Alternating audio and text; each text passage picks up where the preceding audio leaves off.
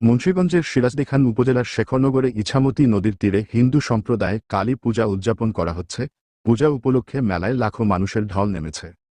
শেখরনগর ঋষি সমিতির উদ্যোগে বাংলা 901 সন থেকে কালী পূজা হয়ে আসছে। বর্তমানে এই কালী পূজার বয়স 530 বছরের বেশি।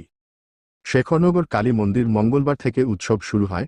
সনাতন ধর্মাবলম্বীদের পূজা হলেও সেখানে সমাগম ঘটেছে সকল ধর্মবর্ণের মানুষদের মিলন মেলা। বাংলাদেশের বিভিন্ন প্রান্ত থেকে কালীর ভক্তরা ছুটে এসেছেন এই পূজায়। এছাড়া ভারত, শ্রীলঙ্কা ও নেপাল থেকে এ পূজায় সাধু সন্ন্যাসীদের সমাগম ঘটেছে। এ পূজার প্রধান আকর্ষণ হচ্ছে পাঠাবলি। আগামীকাল বুধবার ভোর 5টা থেকে কালী মন্দিরে পাঠাবলি শুরু হবে। এবার 2000-এর বেশি পাঠাবলি দেওয়া হবে বলে জানান উদযাপন কর্তৃপক্ষ। পূজা উপলক্ষে মেলায় শতাধিক স্টল রয়েছে। মেলায় শিশুদের জন্য নাগরদোলা, হর্স রেস ও রেল ভ্রমণ ব্যবস্থা রয়েছে।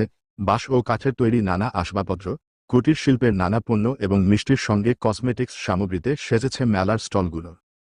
একদিনের পূজা হলেও মেলা চলে এক সপ্তাহ। এতে আইন শৃঙ্খলা স্বাভাবিক রাখতে পুলিশ, র্যাবসহ বিভিন্ন বাহিনীর সদস্যরা রয়েছে পর্যাপ্ত।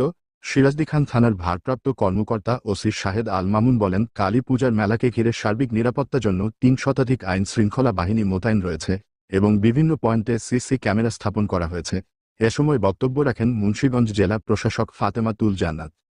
পূজা করতে পারেন সেই চেষ্টাই আমরা করেছি পুরো সময়টা নিয়ে। পুলিশ প্রশাসন আমাদের সাথে, বাংলাদেশ আর্মি আমাদের সাথে, বিডিআর, বিজিবি আমাদের সাথে, অন্যান্য সকল আইন